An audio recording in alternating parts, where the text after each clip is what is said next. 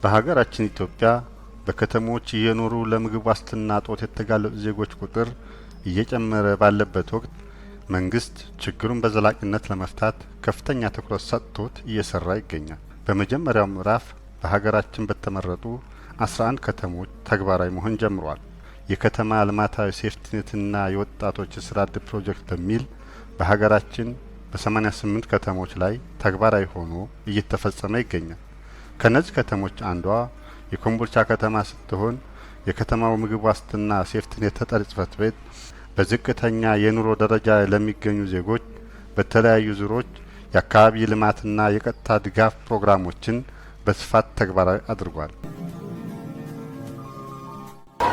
ታፈሩ አሰግደው ይባላል። የኮምቦልቻ ከተማ አስተዳደር የምግብ ዋስትናና ሴፍቲኔት ጽሕፈት ቤት ኃላፊ ነኝ። አብዛኛውን ዜጎች ዝቅተኛ ደረጃ ላይ ያሉ ዜጎችን በዚህ ፕሮግራም ተጠቃሚ ማድረግ አለብኝ በሚል አዋጅና ፕሮግራም ቀርጾ በ2009 ዓመተ ምህረት እንዲጀመር ተደርጓል። ፕሮግራሙ በ11 ከተሞች ላይ 1247 የተጠቃሚዎችን በአካባቢ ልማት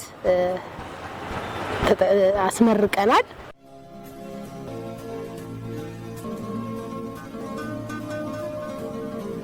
እሺ ስሜ ለምጻይ የሚያምር ይባላል።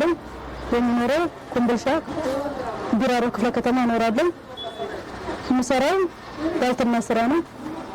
አሁን በሴፍቲኔት ተደራጅቼ በሴፍቲኔት ስራ በተደጉና ድጎማ 53000 ብር ከተሰጠን በኋላ 8 ኩንታል ማምጣት ጀመርኩ።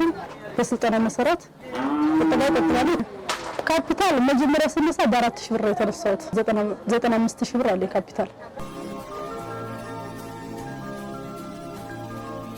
ትንሽ ይኖርባላል። የምኖረው በአፒሻገር በፍርባ ቀበሌ ነው። በፊት ምንም ስራ የለኝም ነበር፣ ምንም ነገር የለኝም ነበር። አሁን ያሉኝ ዶሮች ራሱ ወደ 100 በላይ ናቸው። ዶሮቹ ደግሞ አሁን ላይ ጥሩ ምርት ላይ ነው ያሉት። በቀን እንግዲህ 100 ዶሮ 100 እንቁላል በቀን እንግዲህ በ20 ብር ነው የምናስረክበው።